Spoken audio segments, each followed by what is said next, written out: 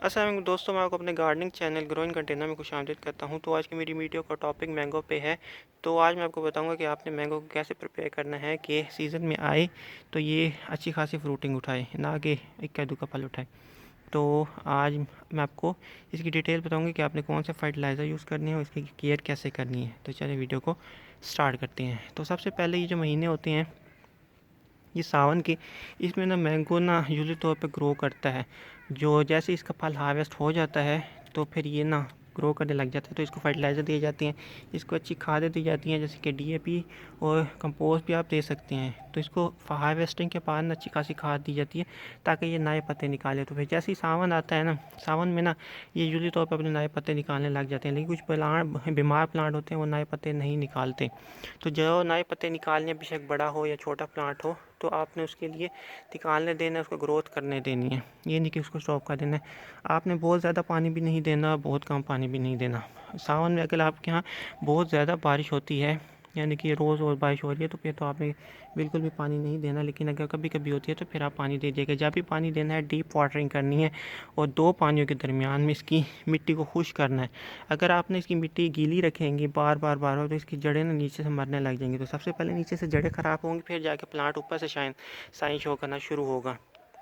तो आपने ना इसकी जड़ों का भी बहुत ध्यान रखना है कि बहुत ज़्यादा ओवर वाटरिंग नहीं करनी है। आम ना ज़्यादा पानी पसंद नहीं करता, इसको ना मीडियम वाटर पसंद है। और दो पानियों के दरमियान ना, एक तो डीप वाटरिंग पसंद है क्योंकि इसकी जड़ें बहुत डीप जाती हैं, टैप रूट बनाता है अपनी। और दूसरा ये है कि बार बार वाटरिंग नहीं पसंद, इसकी रूट ऐसे होती हैं कि उनको बहुत ज़्यादा पानी भी अच्छा नहीं लगता। तो आपने दो पानी के दरमियान में खुश्क कराना है, यानी कि आपने इसको ना कड़क कर देनी है ज़मीन को ना।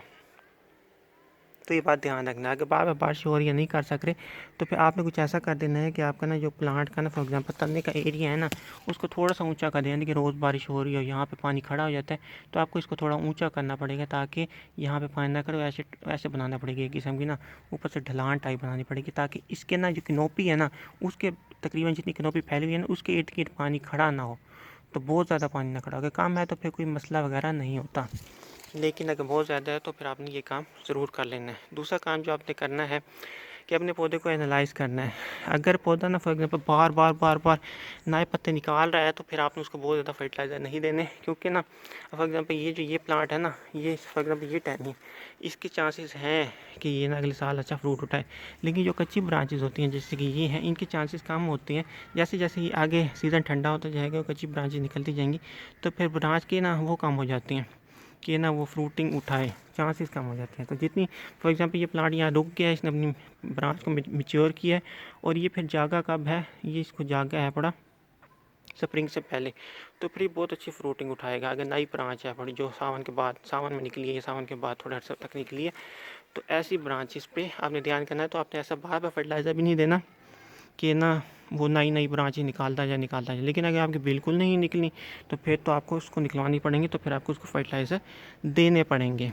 इवन तो कि बारिश में भी नहीं निकल रही तो आपका प्लांट बीमार है, तो कोशिश यही करनी है कि सबसे अच्छा हाल यही होता है कि उसको पानी देना कम कर दो। क्योंकि यूजली तौर पे प्लांट बीमार तब भी होता है कि जब उसकी रूटिंग बीमार होती है। रूटिंग तब होती है जब आप बहुत ज़्यादा पानी देते हो।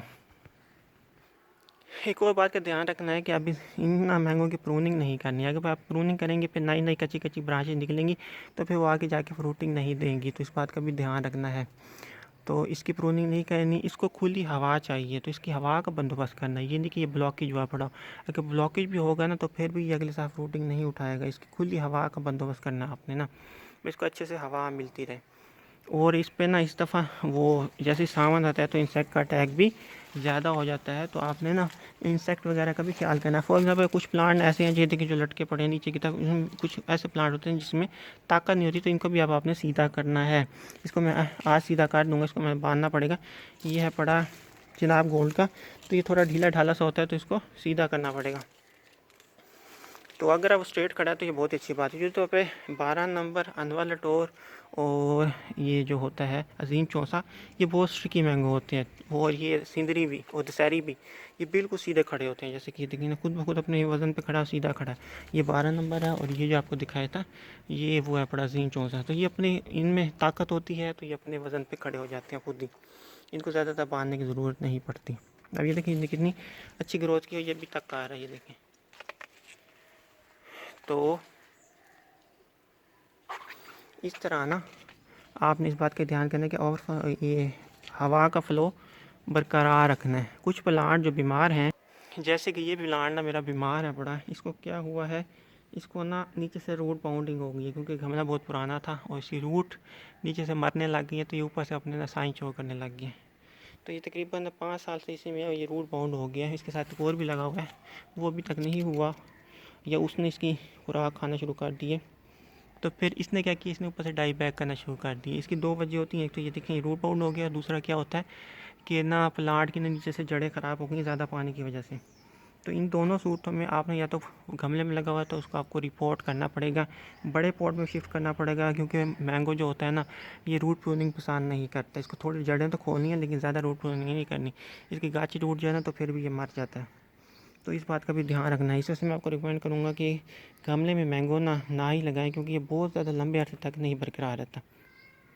अब ये देखें इसके ऊपर से वो आ रही है लेकिन नीचे से देखिए नई नई ग्रोथ निकाल रहा है, लेकिन ऊपर से अगर जाया जाए तो ये देखिए सारा वो हो रहा है आहिस्ता आहिस्ता आहिस्ता करके ना, ये वाला प्लांट मेरा है ये सूख रहा है जबकि वो वाला सही है। तो इस बात का भी ध्यान रखना है आपने। कुछ मैंगो जो लेट तक फ्रूटिंग करते हैं, ये देखिए पक चुका है, नरम हो चुका है, ये देखिए उतर भी गया वो।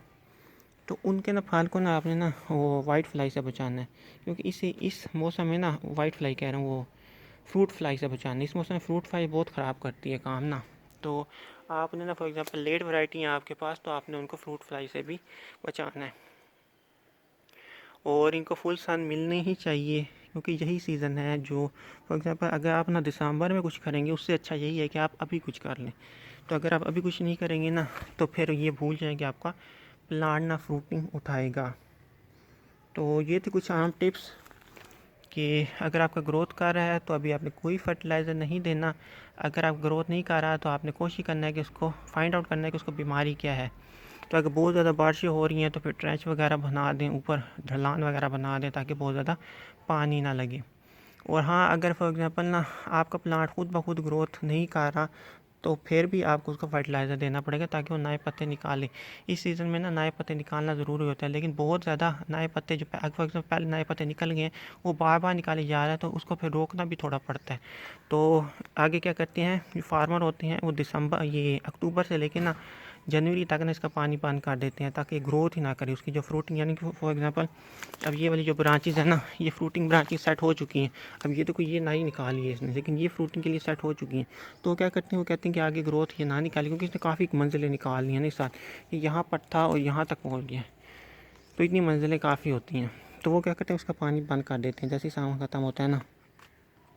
तो उससे क्या होता है ये नई मंजिलें नहीं निकालता, ये यहीं पे इन्हीं ब्रांचेस को पकाना शुरू कर देता है, थोड़ा हार्ड करना शुरू कर देता है, अपने आप को फल के लिए तैयार करने लग जाता है।